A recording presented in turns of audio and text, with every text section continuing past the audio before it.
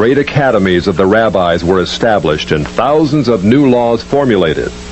There, those same Pharisees who killed Jesus Christ remained the undisputed rulers of Judaism. In Babylon, the Pharisees codified their oral traditions into the Babylonian Talmud, the written form of that oral tradition which Jesus so bitterly rebuked. The Talmud reveals how deep was Israel's apostasy. The Talmud also helps us understand the basis for Christ's unflattering descriptions of the Pharisees. Jesus described the Pharisees as hypocrites, children of hell, blind guides, whited sepulchres, full of dead men's bones.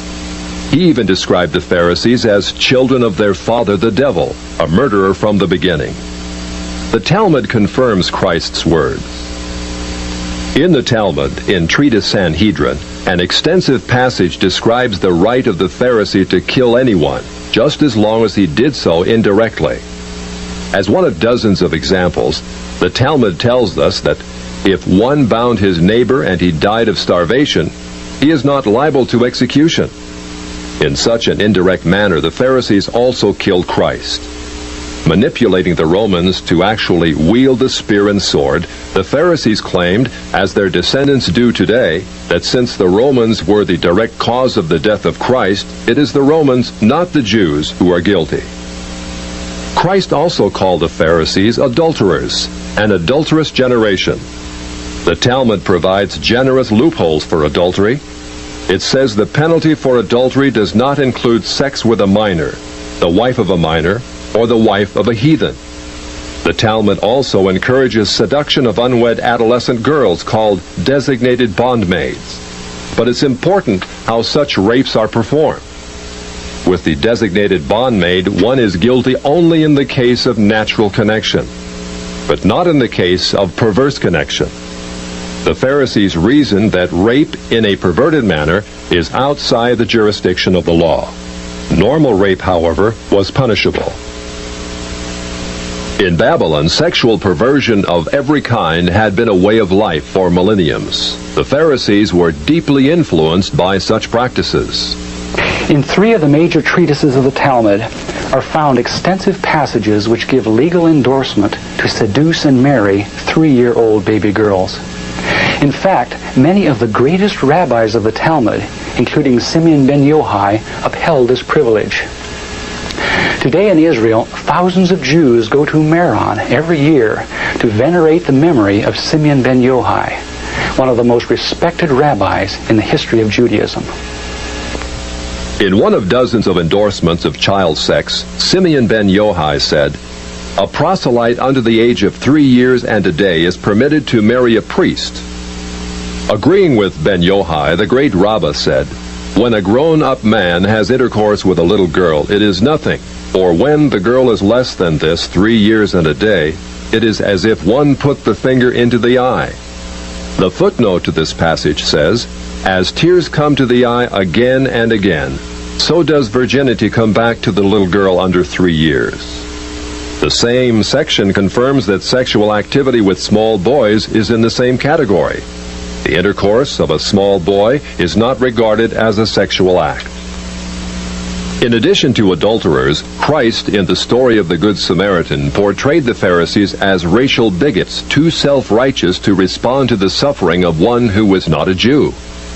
It is true, because of the wickedness of the Canaanites, which included sodomy and infant sacrifice, Israel had been commanded by God to be harsh in her treatment of the inhabitants of the land.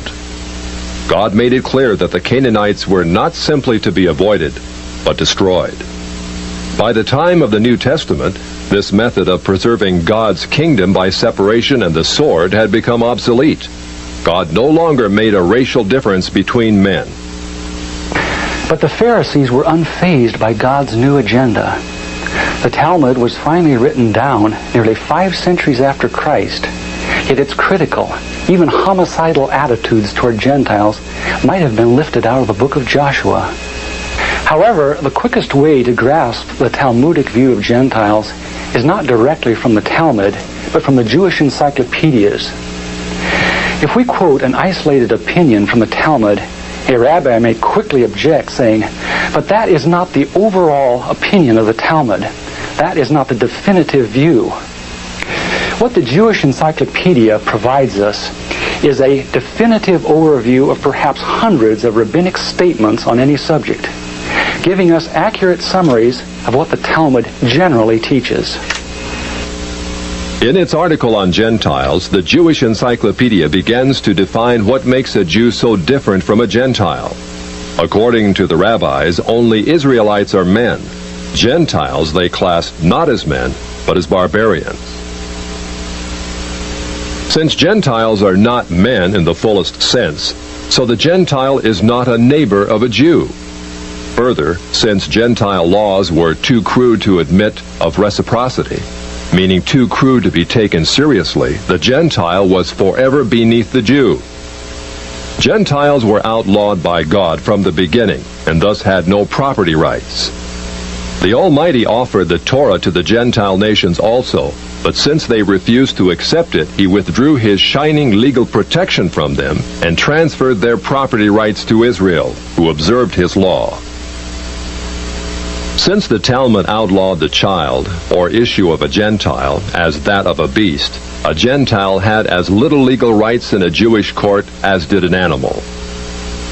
The Talmud states that if a Gentile sue an Israelite, the verdict is for the defendant, the Israelite. Conversely, if the Israelite is the plaintiff, he obtains full damages.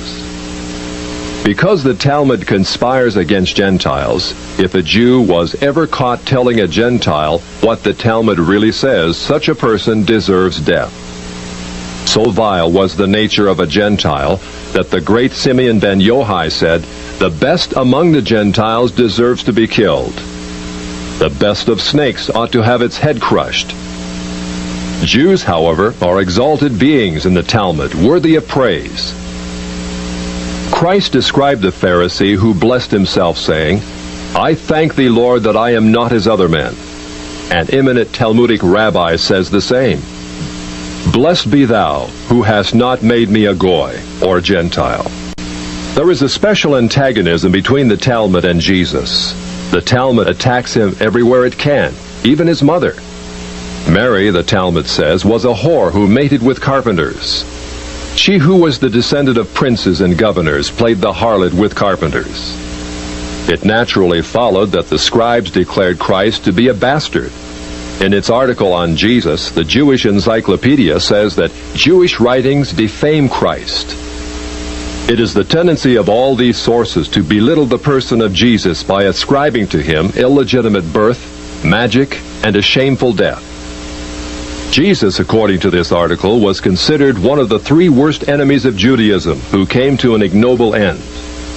The Talmud says they subjected him to 4 deaths: stoning, burning, decapitation, and strangling. The Talmud also says he is now in hell, punished with boiling hot excrement. What is Christ's advice as he speaks to us out of hell? The Jewish Encyclopedia quotes Jesus as telling us above all to bless the Jews. He says, "Further their well-being. Do nothing to their detriment. Whoever touches them touches even the apple of his eye." Christians, as followers of the false prophet Jesus, also deserve death. The Jewish Encyclopedia again recaps the Talmud's position. A Gentile observing the Sabbath deserves death. The testimony of a Christian was not admitted in evidence in Jewish courts, and an Israelite who found anything belonging to one who was a Christian was forbidden to return it to him. The Pharisees, through their Talmud, thus gave the Jews an ethic which encouraged bigotry and isolation. But it did worse than that. It invited persecution. By the 11th century, the inhabitants of Babylon, growing weary of the self-righteousness and dishonesty of the Jews, expelled them to the West. That's part of our faith. They had to read the Bible, the Torah. And that carried the Jewish people as a unique people, people of the book, as we called it. The people of the book not only knew the book, they could read the book. The capacity to ask questions, which is what the Talmudic tradition did across Jewish communities. It never defined the end of knowledge. It never put an exclamation mark on truth. It was constantly questioning, expanding, growing, exchanging between communities, between great scholars and their students. It never ended. It was always iterative. This culture exploded when the walls of the ghetto went down. This same tradition, this same culture is part of us. It's deeply ingrained in our culture, in our thinking, in our traditions. This fight is our fight. We are one. We are united. We will not be discouraged. We will not be defeated. We will not be intimidated. We will not sit down. We will not be silent.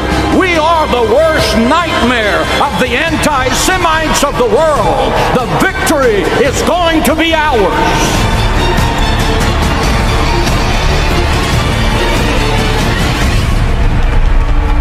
I don't care. Good. I hope the Jews did kill Christ. I'd do it again. I'd fucking do it again in a second. Please. You need to. You can't come in here. This is not your house. This is not your house. We killed Jesus. We brought him. Where are you? We're gonna kill you and the Palestinians. You bastard. This is my house. This is my land. God gave it to me. And fuck you. When they circumcise little boys, the rabbi actually puts his mouth around the penis and sucks the blood. I am not making this up. This is Talmudic Judaism, and this is what is being carried out in Israel. So, for those who want to support Israel, especially the idiot Christian Zionists, my God, how stupid are you? These people hate Jesus Christ, and they definitely are using you like a bunch of idiot pawns for their own sick and twisted game. That is the reality. Absolutely.